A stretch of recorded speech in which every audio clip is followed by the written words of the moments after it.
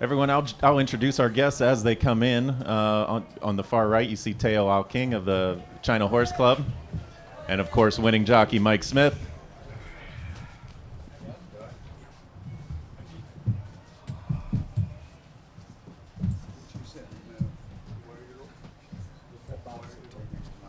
From Windstar Farm, we have Kenny Trout, as well as Elliot Walden. Who's going to sit there?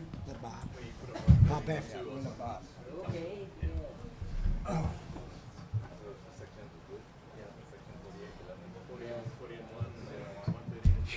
Oh, man. Sorry, I hadn't seen the replay. It was stressful. That's all right. Take it in. We're going to give it a few minutes and see if some of the other owners might be close behind, as well as Mr. Baffert.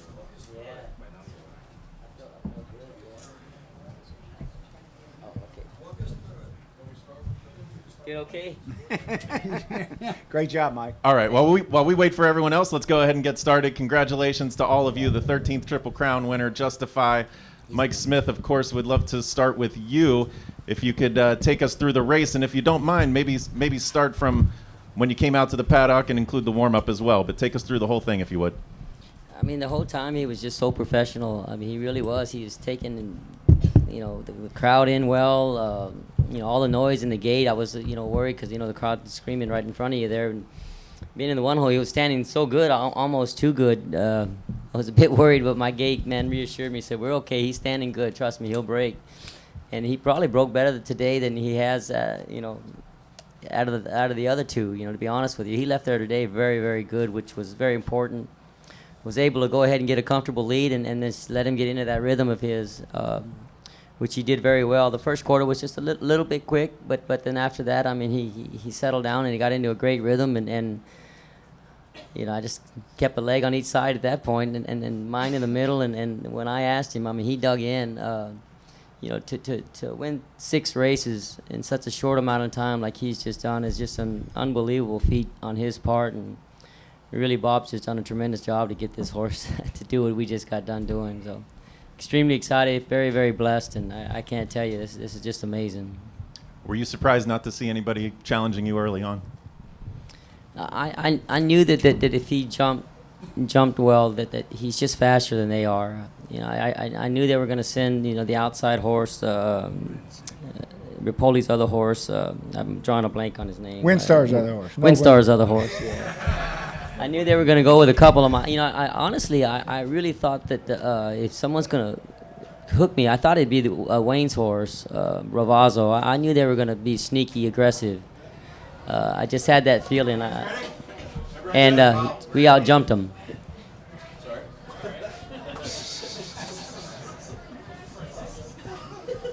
Yeah, hard to get through.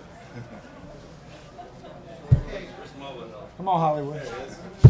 Hung up on the gun there. That's going to go off. That ruined a bad day. That would ruin a bad day. And now in the middle, of course, winning trainer Bob Baffert, his second Triple Crown. Yeah, let's give him a round of applause. Way to go, Bob. Mike, we'll come back to you for a little more of the play-by-play, but Bob, if we could just get your initial reaction to the race today. All week, since the Preakness, we felt really good about this horse, and he shipped in here really well. When I saw him train the first day here, he was he went around there like, they're supposed to go around there, and he's tipped us off from his first race, but you still have to get around there, and I knew, the pace he was going to have to ask him hard away from there and get him in there and get him going in the race. So going into the first turn, we saw those horses out there, and I saw the 23. Was it 23 and 23 and 3? Yeah, so that was a little bit. Boy, that's fast. And so, but then he slowed it down. When I saw 48, felt a little bit better. But I was talking to Jill, my wife, the whole way, and if we can get about a 13-3, 13-4, I think we're okay. And then he got 13. Was it 1? I thought, well, if he's great, it's doable. And then when he made that move in the far turn, I was like, oh, Mike, don't empty that tank, Mike. And so, turning for home, you could just tell this horse, he just finds the great ones. They just find another gear, and I really didn't get excited probably to the last 116th of a mile, where I knew that he was home free and started to really enjoy the race. And but I'm just so happy for Windstar, China Horse Club, all these guys. They sent me this horse, Elliot Walden, and plus I got my team that I have back at Santa Anita, just unbelievable team. Los Alamitos and Drayden Van Dyke, who worked this horse for me, and Martin Garcia, who flew in twice to work this horse for me, really gave up a lot. So I just have a great team around me, and Jimmy Barnes, he's been through it all, and to me, Abel Tasman and Opportunity, when they set the stage early, I thought, wow, I think this is going to be good. I said, I was going to bring 4, but I just didn't want to buck those odds of like last year, But I said, I don't know, 3's a good number, but they all ran well, and that's all you can ask for, is that your horses are doing well, but they still have to show up, and so. It was a great day. It went smooth. We got up here, everything went so smooth, and everybody was having a good time. And my wife Jill got to meet Jimmy Fallon, who she loved so much, and we just, it was exciting. I felt it was really, it was just positive. Ever since the day we got here, everything was real positive. Mike, to come back to you, 53 years old, can you talk about getting to 52? Sorry. Can you talk about getting to parade a Triple Crown winner finally, and what that felt like and meant to you?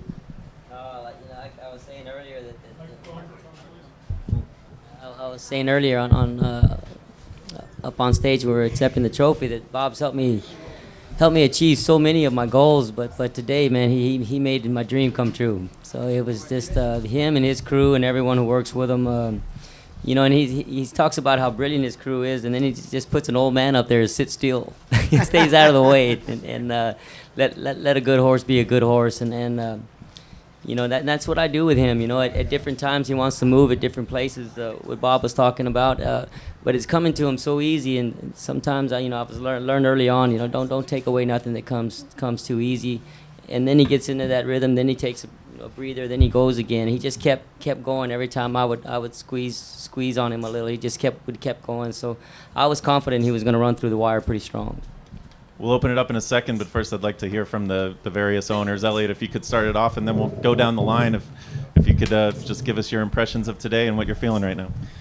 Well, grateful to have a horse like this, to have the opportunity to be here. To make history like this is an incredible feeling. And these horses just, you buy them or whatever. A horse like this just kind of happens, and Bob's done a marvelous job with him. Mike's done a marvelous job with him, but we have to have the horse, and Bob made me feel pretty good leaving the paddock. I said, "What'd you tell Mike?" He said, "I told him the gas tank's full. Don't use it all at once."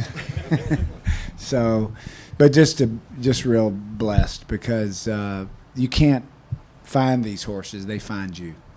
Kenny, what are you feeling right now? What? What are you feeling right now? What am I thinking right now? Feeling, yeah. How hot I am right now. I'm sweating. But, it was such a blessing. And just thinking about winning the Triple Crown and it was just unbelievable. And then seeing him down that stretch, I mean, I was yelling and screaming. I went crazy down that stretch. So, it was a great blessing. And Teo, the founder of the China Horse Club, if you could just give us some thoughts on what you felt today and what you thought of the race. Well, thank you. And I think I'll just keep it short and just be very thankful that, as I said in Preakness, the Lord opened the doors and open. We are thankful for everybody here and the media and all our friends and especially our partners that we have. We treasure them. And as you know, there are about 20 of our members here watching probably at the corridor, and they are in cloud 9, and so am I. And we all heard that triple crown is not that easy to achieve. And in our short 3 years in America with great partners and great media supporting and reporting, and we are definitely very indebted to everybody here. And we are thankful. Even I could just give 4 more minutes for Michael Wallace, who together with Tom and Elliot identified this horse in Keeneland. And definitely, I think this effort has reinforced our belief that America is a great place to do great racing. And today is the fruit of that belief. And I'm thankful for everyone. Thank you. Very good. And Michael, quickly, just some quick thoughts before we open it up. What are you feeling today? Yeah, no, it's sort of surreal, basically. You look back on history, and we obviously haven't been participating here long, but to achieve something like this in such a short period, is phenomenal, and it's been a team effort from a lot of people to get to this point, and a lot of luck. So I sort of came here today thinking that we've sort of won anyway. What would be, and if it was meant to happen, it was meant to happen, and if it didn't, well, we've still got a great horse and we've had a great run. But this is icing on the cake. This is something everybody will remember forever. If you have a question, please make sure you use the microphone so the folks up in the press box are able to hear it. We'll start with Tim Wilkin. Well, this is for Bob. Bob,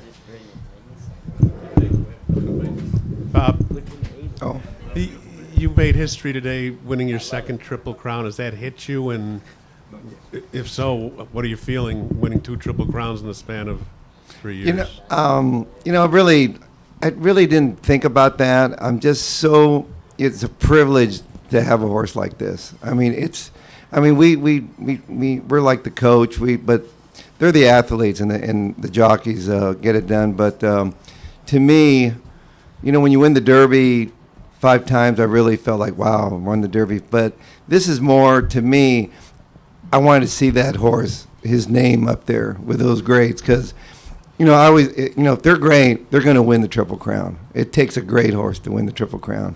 And to me, I've been through it. There was no excuses. He had to, if he was great, he's going to do it, and that's what it's about. That's why it's so difficult. And even though he had all these races, he's actually just starting to, to me, he's really doing well. And I was worried about the track because it was so deep. It was getting really deep today. It looked like a tiring track. So, but, the Triple Crown winners, all I can say, they're great. I saw a couple of spectators weeping in the stands, and I was surprised. And I'm wondering if any of you, for the general public, can you articulate any of the emotions that they may be feeling?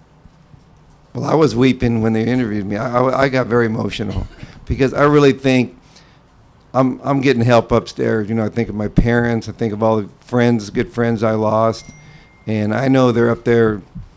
I really believe in that they're helping me out. They're giving me that little push that Lafitte Pinkai used to talk about. And I think, things happen for a reason. If it was meant to be, it was meant to be. I knew this horse was doing well. I can't, we had him ready, but that horse, he's just to train a horse like that. He's just a magnificent animal. And so I'm just glad that I got a chance to train a horse like that. This question's for Elliot. This is Darren Ravel from ESPN. Can you comment at all about breeding rights and bonuses based on this? No. Okay. No. Thank you. Elliot, it's you hadn't had horses with Bob before. I know you kind of sidestepped the question at the Derby a little bit, but what was it that made you say this horse is for Bob? Well, any horses for Bob, really. And I don't mean that. I'm not trying to duck the question. I get asked a lot how we move our horses around and why we give horses to certain trainers. And a lot of it's just a kind of a gut feel about each horse. as far as this horse goes, one of the things that I thought was important was we were behind the 8 ball. We do focus on, the 3-year-old classics. Not that every horse we have is going to run there, but you certainly want to try to give them an opportunity. The weather in California is very consistent. He was going into training late. I thought that was something that was a consideration. And again, he looked like a very good horse, and we tried to hire a very good trainer. Maybe the greatest of all time. Pat? For Bob, obviously the race, I'm sure, unfolded largely the way you wanted it. Was there any use of Restoring Hope as almost kind of a wingman coming out of there, or what? How did you want to use him? No, Restoring Hope, he has natural speed, and his only chance was to be up on near the lead in the first wave, because he's like a one-dimensional horse, and so. But he was getting a little ranked. I think they were going pretty fast, but he's not a horse to come off the take back, and all his races were decent where he had to be up close, so we're just giving him a chance. Tim? Hey, Mike, you said that you thought he broke pretty alertly. On the head-on, it looked like he went almost straight left. Was that an illusion that we're seeing, or did he actually go left out of the gate? He did just a little bit. The gates were kind of set up off away from the fence a little bit.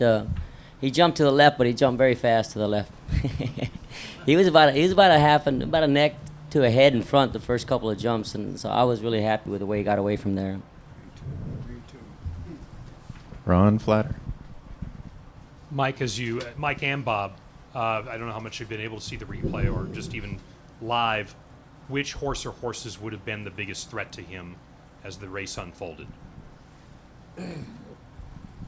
I knew Restoring Hope was to my outside there for a little bit, and then someone else came at me, and I wasn't sure who it was, but I was just trying to do things that were coming easy to him. A lot of times in these big turns you can do some things. I went ahead and let him move a little just to open up so that everyone would move as well and chase me. Then by the time they get to me, I've been able to give him a breather. Then I'd move again, and he'd move again. I mean, he's such a good horse at that. I mean, he listens to you, so you can do things like that. Some horses just stay on, or some just completely stay off. But he just listens to everything I say. Every time I want him to take a breather, I just put my hands back down, and he'd settle right back down. And then if I squeeze him a little, he'll jump right back again. And we just kind of kept doing that around the last turn, and then heading for home. I just wanted to wait as long as I could before I really got really put the pedal to the metal. And man, he dug back in, and I felt at that point that he would hold anybody off that was coming. We've got Frank Angst. I don't think the mic is going to reach back. Oh, sorry. Oh. No, I was watching Hofberg, Bravazzo. I thought he'd be tough because Wayne Lucas, you never know when he's going to just pull it out, and it was just they were all grouped there. But to me, it's the pace. I was just watching the clock. I just watched the clock the whole way around there because I knew the clock was going to be my friend or my enemy, and he kept it. He kept it. It was quick early, slowed it down a little bit. But when he turned for home, though, I talked to Mike the other night, and I said, I just hope when you turn for home, you're just sitting on him. Not if you're hitting him at the top of the stretch.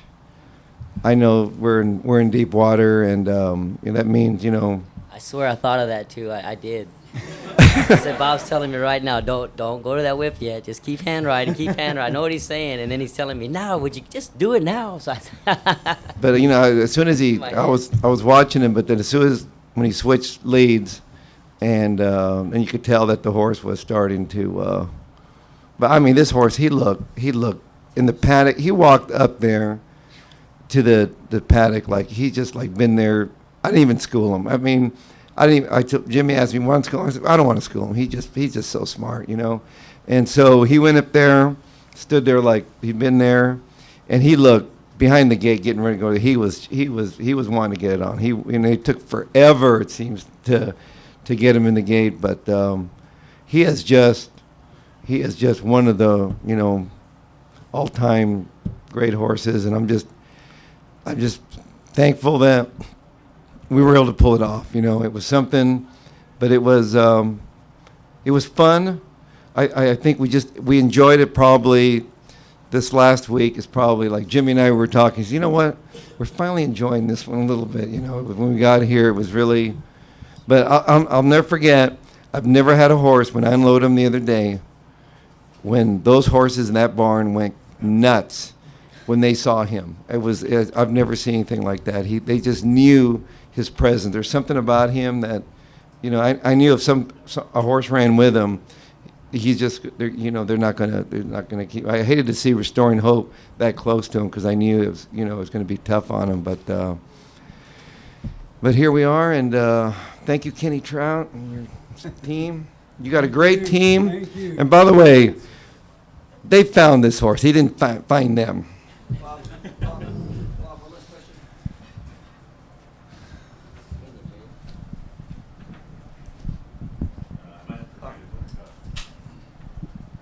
know and you know, and I'm sure the adrenaline is running through you now, that in 3 years you have 2 Triple Crown winners that you have trained.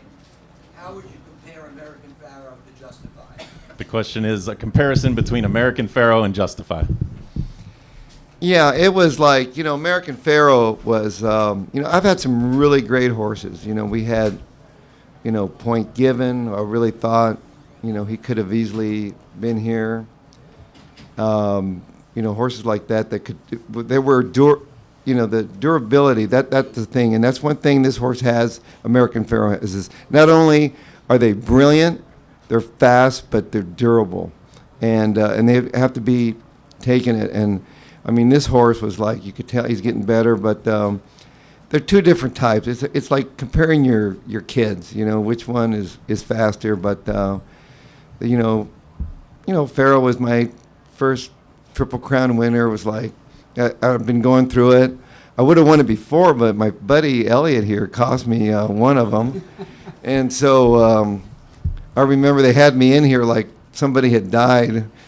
And they held the winners out there so they could talk to me like we got beat, Victory Gallop, he beat us, that's it, but it's one of those things where I don't have to really compare them because if they make this wall, that's all you need to say. That's right. Mike and Elliot, a moment ago, Bob said that Justify is now one of the all-time greats, and I'd just like to get your reaction to that and how you feel he stacks up against the greatest American thoroughbreds based on what he's done this year. Mike? Are you asking me? Sure. I think he's the greatest of all time. I just won the Triple Crown, man. he's my champion.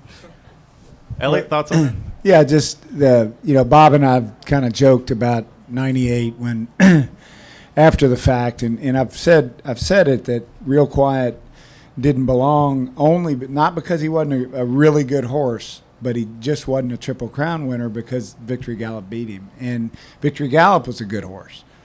A lot of good horses we've been blessed with, but to be great, to be a Triple Crown winner, it takes something special. I mean, it's like I was looking at Justify's PPs the other day.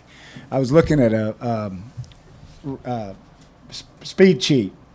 And man, those races were close together, and I'm like, whew, I hope it doesn't get to him, and 6 races since February. I don't know what's going to happen when he gets a little break here and we come back in the late summer. All right, we got more questions? I think we'll follow up on that. This is for Mike. Mike, can you compare his stamina level of today compared to the Preakness? Yeah, it was great. It was really good. Were you talking about the Preakness? It wasn't as close as you made it. It was a bit my fault, that it was as close as it was. When it was me and Good Magic just kind of going at each other, and he was carrying me out, and once I felt I had him, I started thinking about this a little bit, not wanting to do too much. So I mean, I could have come off the turn really riding him and made that race look a whole lot better than what it probably did. By no means did I think Ravazzo was going to literally come out of the clouds like he did. I thought I'd put everybody away, and I picked it on my arm, and you couldn't see a whole lot, but I thought I had him there. The wire was close enough that we were okay. you guys couldn't see when we ran back into the fog when Bravazzo got next to him and someone tried to high-five me. I mean, he took off again. I mean, he wasn't about to let someone pass him. So I knew we were all right, and I cut it just a little bit too close, but it worked out. Bob, about an hour after this race, how are the thoughts, emotions, feelings you're going through different than it was 3 years ago?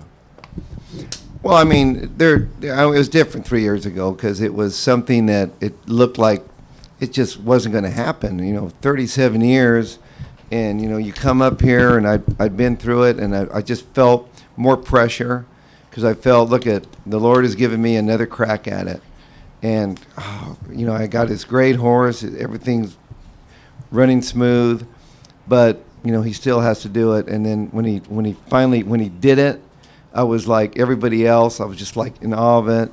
It was like, I don't think I never even cheered for the horse. I mean, I was just I was in sort of shock, seeing him do it, and then we did it. So it was different. So when we came with this horse, when he won his second out, I was like thinking, I think this is a Derby horse.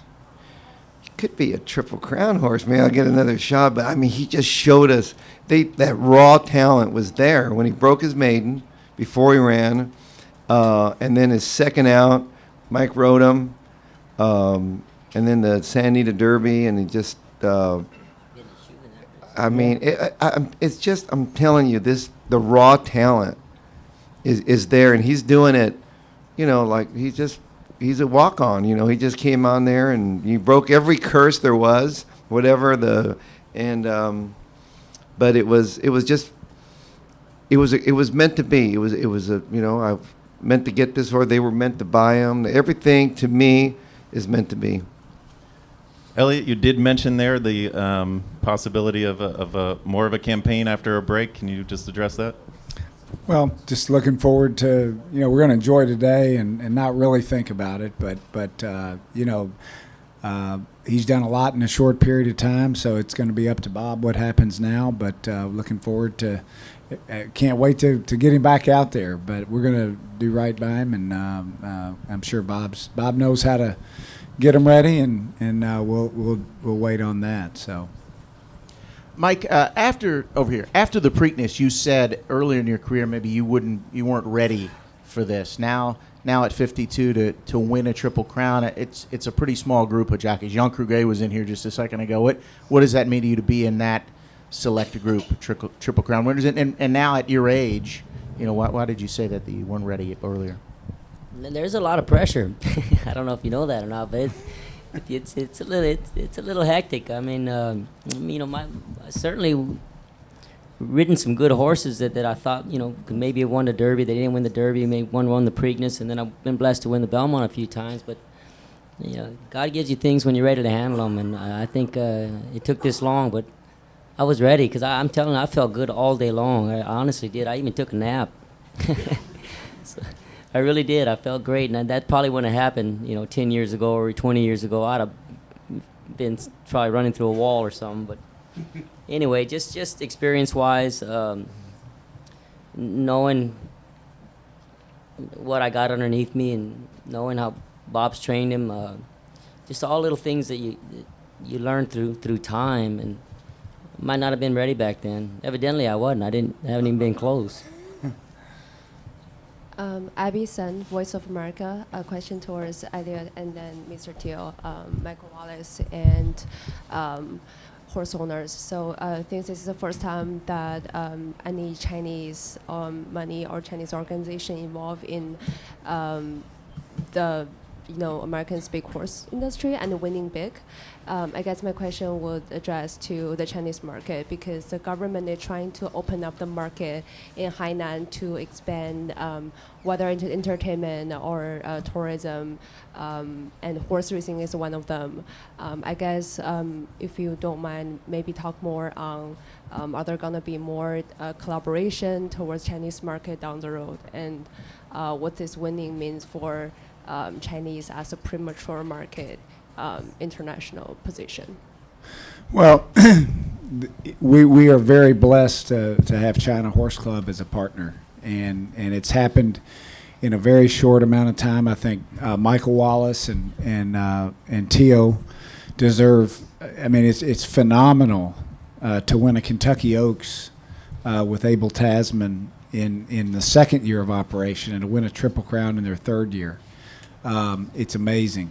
And I asked Tio, kind of joked with him after the Preakness, and I said, "Are you sure you want to change these silks for the Triple Crown?" I said, "Now listen, that's a lot of pressure." Tio said, "I can handle the pressure," and so he dreams big, and we dream big, and so it's a great partnership. So whatever comes out of that, from any kind of opportunities, we're all for. But I know that Tio is a visionary. And the world's open to it. It's great that this horse is ran in China Horse Club silks today, because I think it's a great opportunity for the world to see, for China to see what can happen in America. By the way, nobody's asked me about opportunity.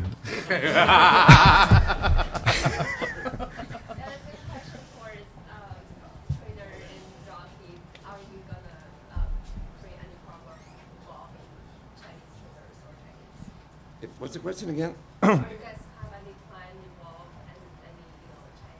Chinese? With Chinese, I'm going to hire Teo as my agent in China, and we're going to do commercials or something. Wherever they go, I go with them. Bob just needs to make sure he has the silks right. I got them right. Elliot and Kenny, who named this horse and why? How did he get his name? Amy Nave helps me with names, and we do. She does a remarkable job because we have 30 to name each year, and we look for strong names that could be stallion kind of names. And we've had Commissioner, Creator, Constitution, strong names, and. So Justify, we also have had Good Samaritan, and a lot of times we use biblical names. And Justify is a term in Romans 9 and 10, talks about being justified by faith. And it was a name that was available, and we looked for that as a great opportunity. So blessed that this horse has a great name. Yes. I wanted to try to ask one more time about why the general public should care about this. He was Justify was cast as an underdog. Do you think that resonates with the general public? What was the question? Run that one more time. I'm trying to figure out why the general public should care about a horse like Justify. He was cast as an underdog, and I'm wondering if that at all resonated with the general public. Not sure he was an underdog. I mean, he was a 3-5 favorite. He was undefeated, and was just a remarkable horse from the start. So. I think with the public is that they fell in love. He is one of the most beautiful horses you'll ever. I mean, he is a beautiful horse. Big chestnut. I mean, every trainer we're trying to get. Big Red Secretariat. I mean, he set the bar years ago, and we're just trying to get there. And I think people love these horses. They enjoy running. They love competing, and it's just natural. But I think everybody wants to see this happen because he's a beautiful horse, and it's like pass me to win. I mean, he's just so tough, and he's just an imposing horse. Last call for questions from the room. What time at the barn tomorrow? I'll be there at 4:30. I'm not going to sleep. No, we'll be there. We're supposed to fly out tomorrow, but I don't know. But I might have to. Bodie might have to skip another day there. So no, we'll be there early. At least 7:30. Whatever. Very good, gentlemen. Congratulations. Thank you. On a 13th Triple Crown winner, Justify. Thanks, everybody.